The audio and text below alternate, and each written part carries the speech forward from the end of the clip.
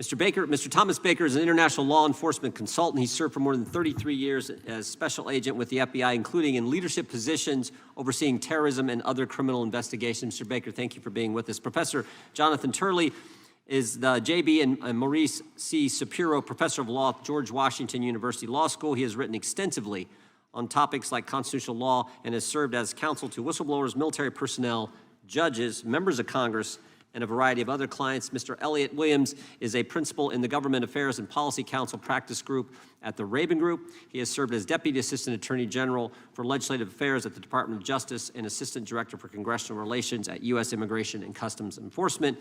And Ms. Nicole Parker is a former special agent with the FBI. During her time at the FBI, she worked on various matters, including securities fraud, violent crime, and the Violent Crime Fugitive Task Force. We will begin by swearing you in. Would you please raise your right hand? Stand and raise your right hand, please. Do you swear or affirm under penalty of perjury that the testimony you're about to give is true and correct to the best of your knowledge, information, and belief, so help you God?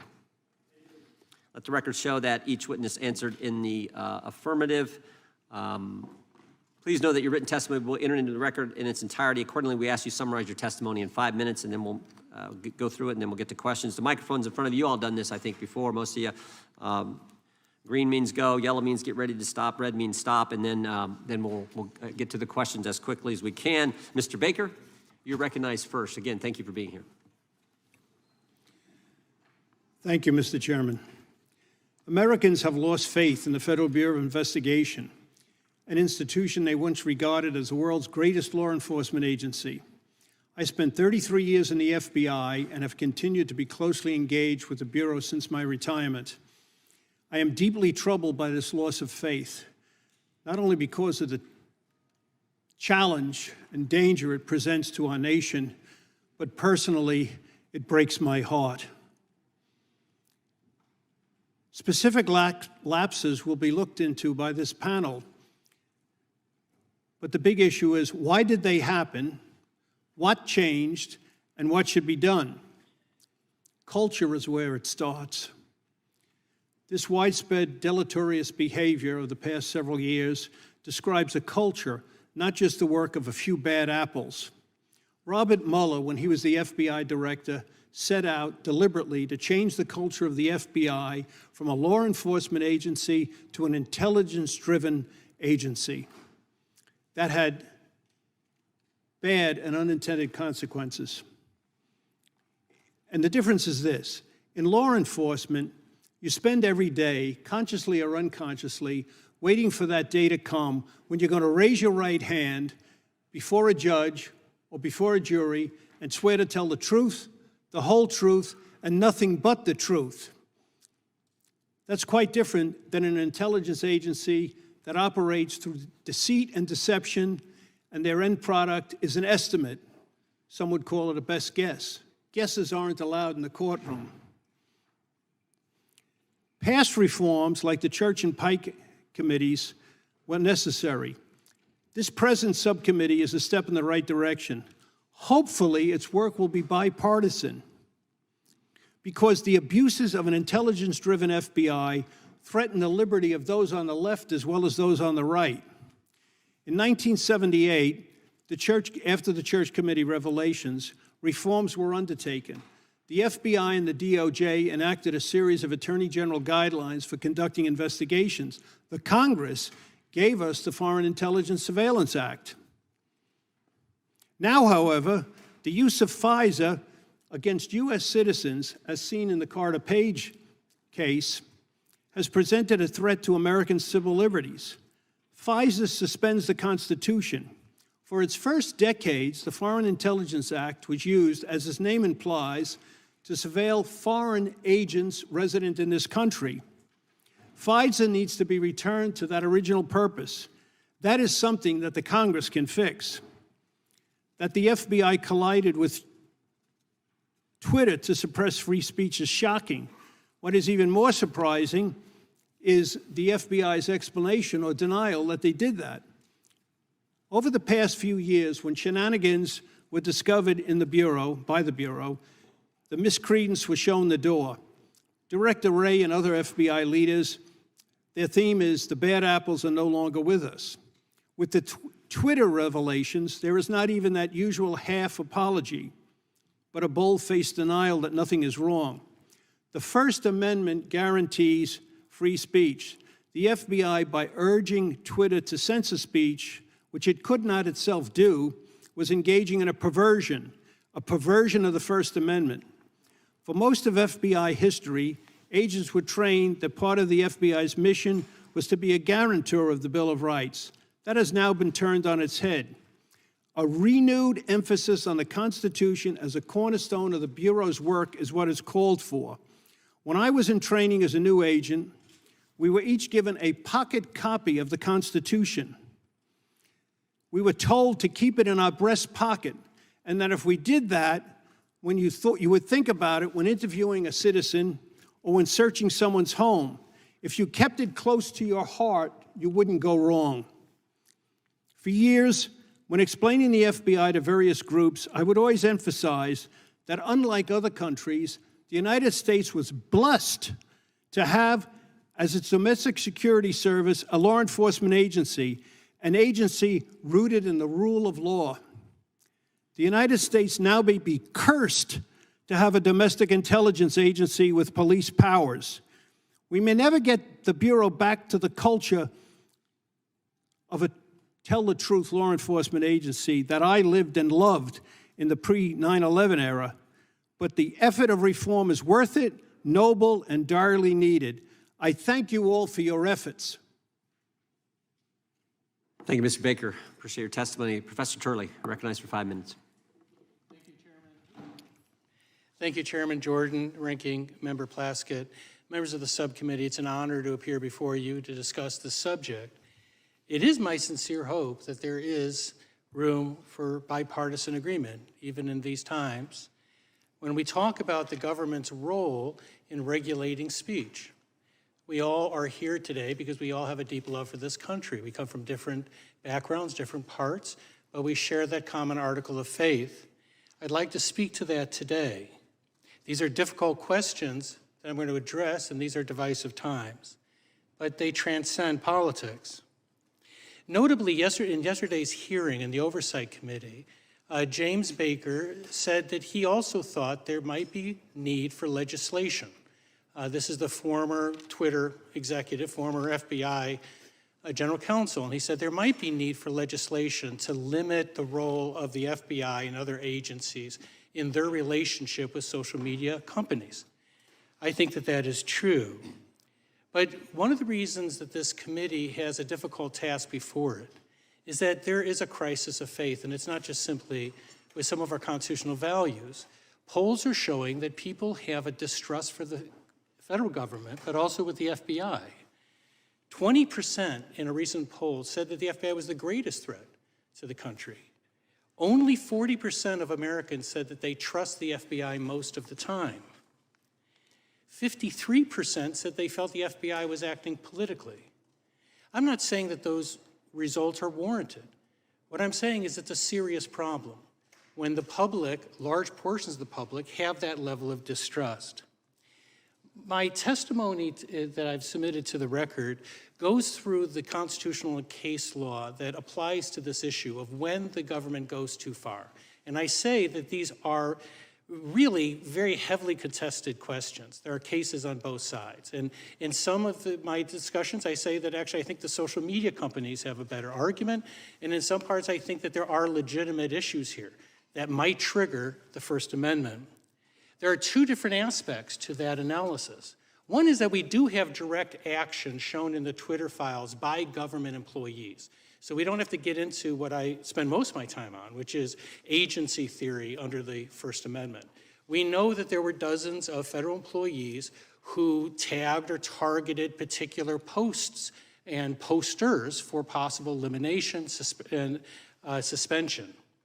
Now, we can question whether that was a directive or a partnership or a coordination, but there was direct government conduct. So the question for this committee, first and foremost, is do you want your government in that business? And we can have, I hope, a civil and respectful conversation about that. What's interesting about the Twitter files is that they establish what could be viewed as an agency. Now, as I go through a lot of the cases in the past, courts have really struggled with this. At what point does a private party become an agent of the government? Cases like Page and others say that you can have that. Even if, by the way, the private agent turns down some requests, you can have that. And I go through the various tests that apply. I also go through three things that are established. One, this may be the largest censorship system in the history of our country. Twitter alone reaches 450 million people. They're 15th on social media. Companies like Facebook dwarf them in terms of their size. It is a censorship system. The ACLU has made clear that censorship can be both in government or private form, and it certainly can be in a government and private type of coordination. Second, this is beyond what agencies usually do. This was not the FBI responding to criticism of the FBI. It was generally policing this thing called disinformation. And eventually they tagged things like jokes. They tagged just a ridiculous scope of information that they believed could be removed. And then third, what we have here on these, in terms of what the government's doing, is what we've seen before. Even if you assume that this does not create an agency relationship, it's wrong. It's wrong for the government to be in the business of silencing citizens. It's wrong. We saw it during the McCarthy period, where the government was behind the blacklisting of individuals. We said it was wrong. It was wrong then. It's wrong now. We have to have that debate. And it has to move somewhere beyond our normal partisan divisions. Adlai Stevenson said that when there's a loss of faith in government, we lose everything. I hope that Senator Stevenson's words resonate with members of this committee.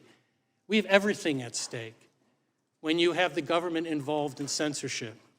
And so I thank you again for allowing me to appear, and I look forward to working with members on both sides to look at this issue. Thank you. Professor, thank you. Thank you for stating the gravity of the situation and the question before us. Mr. Williams, you're recognized for 5 minutes. Thank you, Mr. Chairman, Ranking Member Plaskett, and members of the subcommittee. Thank you very much for inviting me to testify today. My name is Elliot Williams, and over the course of 15 years, I had the honor of serving in all three branches of our government. Across that time, I worked as both a career prosecutor and a senior appointee, as both a rank-and-file employee and in senior management, and in both Republican and Democratic administrations.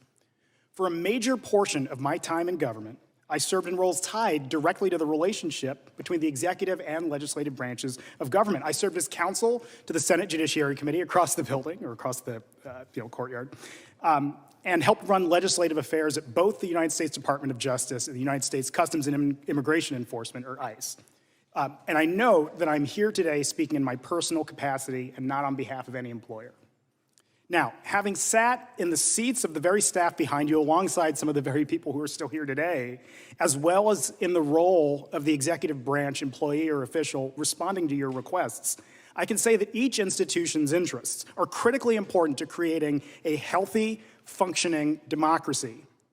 When they collide, it is crucial to recognize that our institutions are best served by reaching compromises or accommodations, we're going to hear that word again in a moment, that protect the core interests of each branch of government.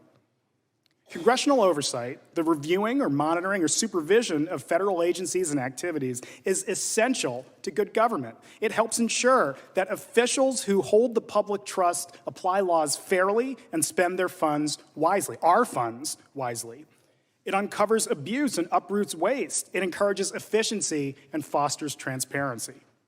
Now, this is a two-way street where Congress ends up better informed when making its legislative decisions, and the executive branch is in a better position to carry out its enforcement of our laws.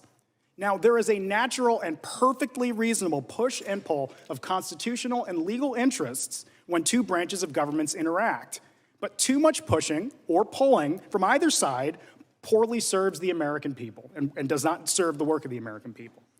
Now, each branch of government, and I mean the legislative and executive, have a tremendous amount to lose and a lot to gain in the process. It's in the interest of people at both ends of Pennsylvania Avenue and across the country that our institutions and our democracy function properly. Now, Congress and the Justice Department, both where I worked for a long time, have recognized this principle. The Justice Department has attempted throughout the years to balance satisfying legitimate legislative interests with protecting the executive branch's confidentiality interests. An obvious example arises when disclosure of case materials from an open criminal case or civil case might be disclosed to the public or to Congress. There might be a significant public interest in the Justice Department's efforts to protect those materials. Likewise, Congress has a very long history of engaging in responsible oversight, and bipartisan oversight at that matter, of the executive branch. This means reaching accommodations that have regularly included narrowing requests for information, limiting access to information that's provided by the executive branch, or even at times delaying a congressional investigation until the work of the Justice Department in the form of prosecutions or declinations are completed. For instance, here's an example. In the early 2000s, the House Oversight Committee wanted to obtain documents from Special Counsel Patrick Fitzgerald's investigation into the leak of the covert identity of CIA officer Valerie Plame. They consulted, this is the committee, the Oversight Committee, consulted with the Special Counsel and agreed to delay receiving information until after the end of the litigation or after the investigation and litigation. Even then, the chair of the committee worked closely with the special counsel to narrow his requests that the special counsel agreed would not infringe on his prosecutorial independence or intrude upon grand jury secrecy, which, as many of you know, is protected by law, under the law. Both sides here, Congress and the executive branch of the Justice Department, had interests. They both balanced them for the good of democracy, the health of our institutions, and transparency for the American people. Now, as with any process of negotiation, not every party will always receive what they seek to recover, nor will they be able to protect every bit of information they wish to shield. That is not a bad thing, and we will talk about that over the course of the day.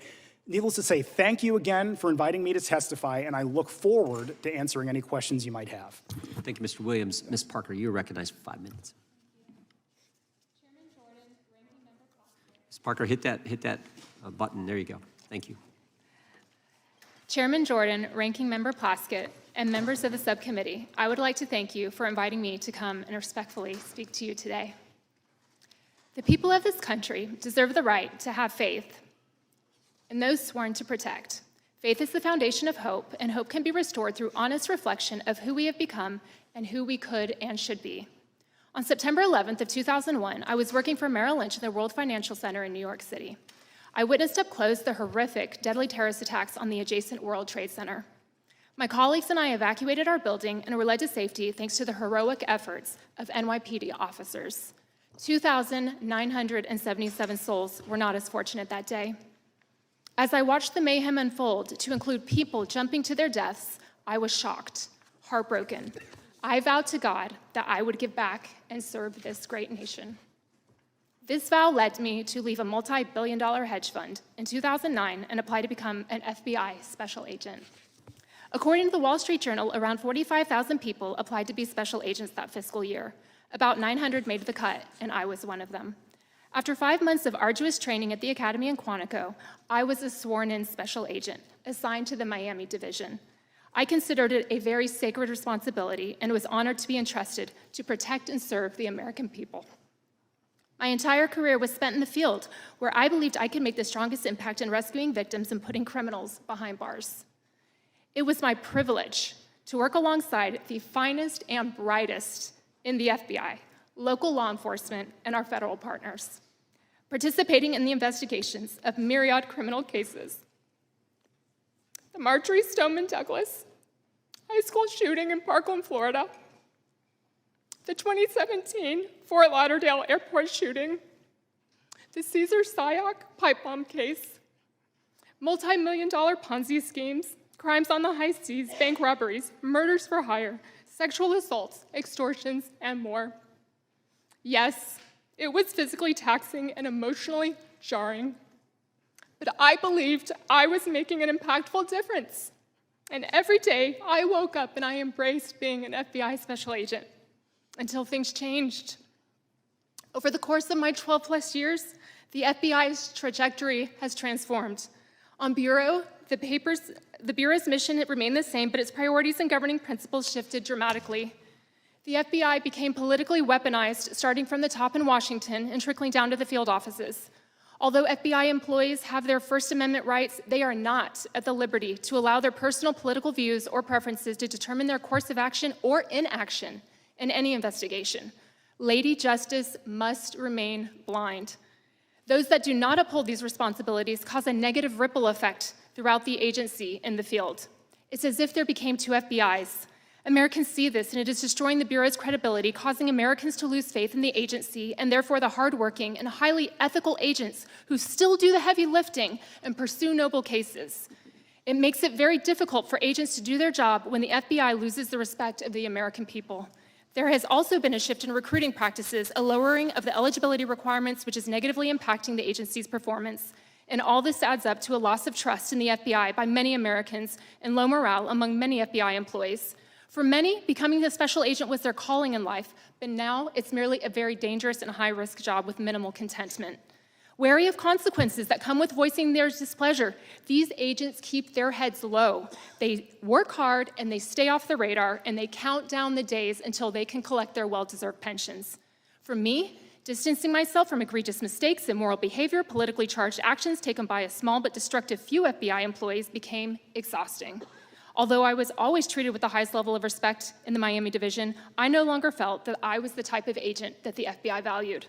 I began to lose passion for the career I loved, and peace came as I reflected on the victims I assisted, the criminals I took off the streets, and I remembered positive performance reviews, awards, and accolades I had been given, as I left nothing on the line in my work as a special agent.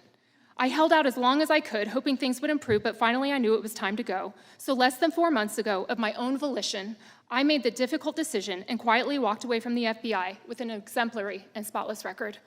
I love the FBI I joined, and I have treasured memories working alongside remarkable people. I'm proud to have served with honor as a special agent. And while I sincerely pray for the FBI's future success, the FBI's troubles of late were bigger than anything I could change. Going forward, I will continue to serve others in our beloved country while honoring and celebrating the true heroes, both past and present, of the FBI. When I was invited to participate in this hearing, my initial reaction was to decline their request, as there may be others more capable who would do a much better job than me. And why would I want to subject myself to the stress of testifying, putting a target on my back, and likely facing public scrutiny? As I prayed about this invitation, the thought came to me: to whom much is given, much is required. And I realized that this is not about me. I have been given the opportunity to speak up on behalf of numerous current and former Bureau employees who feel similarly, but they do not have a voice. I am not here today to show favor to any political party. I am here to stand for the truth based on my experience at the FBI. In all humility, I hope to make an impact in creating a stronger agency, which is what Americans deserve. Thank you, Ms. Parker. Thank you for your service. We'll now proceed under the 5-minute rule with questions. The chair recognizes the gentlelady from New York, Ms. Stefanik. I want to echo the chairman. Thank you, Ms. Parker, for your extraordinary service and your courage for being here today. Mr. Turley, I want to start with you.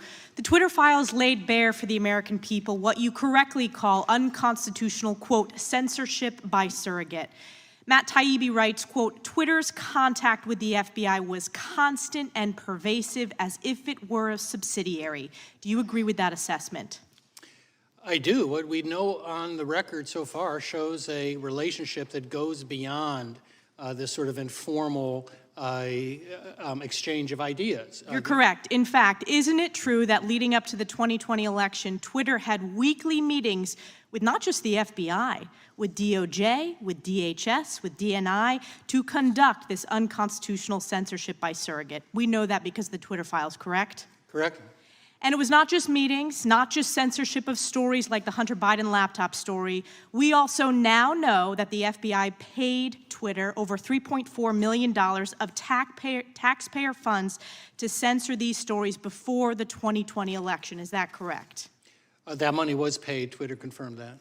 And the Twitter files are just the tip of the iceberg because there's so much more. There was a corrupt revolving door at the highest levels between the FBI and Twitter.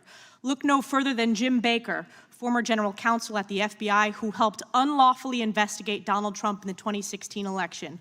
Or look at Jim Comey's deputy chief of staff, who became the director of strategy at Twitter. Isn't it true, according to the Twitter files, that there were so many FBI officials who then went to work at Twitter that created their own Slack channel and crib sheet for onboarding? The Twitter files confirm that, correct? Correct. Are you aware, as the American people are aware, that according to polling, of the people that were made aware of the Hunter Biden laptop story, 53% would have changed their vote, including 61% of Democrats. This is the definition of election meddling, and it's the definition of election meddling by the FBI on behalf of Democrats, paid for by the U.S. taxpayers. It's collusion, it's corruption, and it's unconstitutional. Ms. Parker, I want to go to you next about your experience at the FBI, because this is not just about the Twitter files, which folks are focused on because of the news it made. It's about a systemic rot in the culture and the politicization of the leadership of the FBI, and it needs to be rooted out. Let's take a step back. Let's look at the targeting illegally of parents who wanted to stand up for their kids at school board meetings. On September 29, 2021, the National School Boards Association sent a letter to Joe Biden equating parents at school board meetings to domestic terrorists. And on October 4th, Attorney General Merrick Garland issued a memorandum to the FBI and U.S. attorneys that the department would use federal enforcement tools to target and prosecute these parents. Do you consider parents as domestic terrorists? I do not consider parents as domestic terrorists. No, I do not. No, and neither do the American people.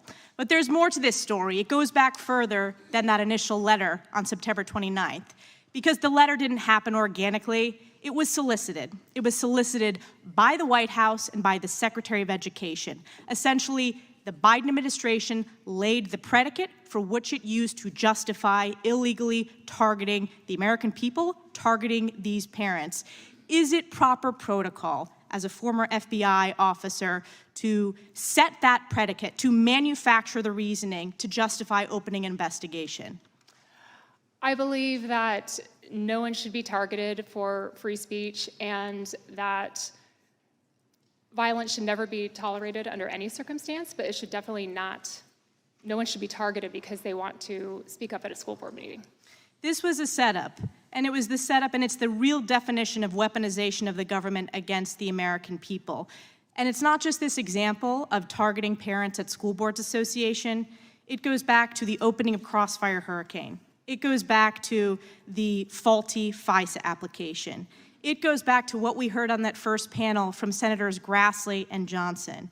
It goes back to the suppression illegally of the Hunter Biden laptop story paid for by the U.S. taxpayers. This corruption needs to be rooted out, and it's not just about protecting the U.S. Constitution. It is most importantly about protecting the American people from the weaponization of the federal government against them. Yield back.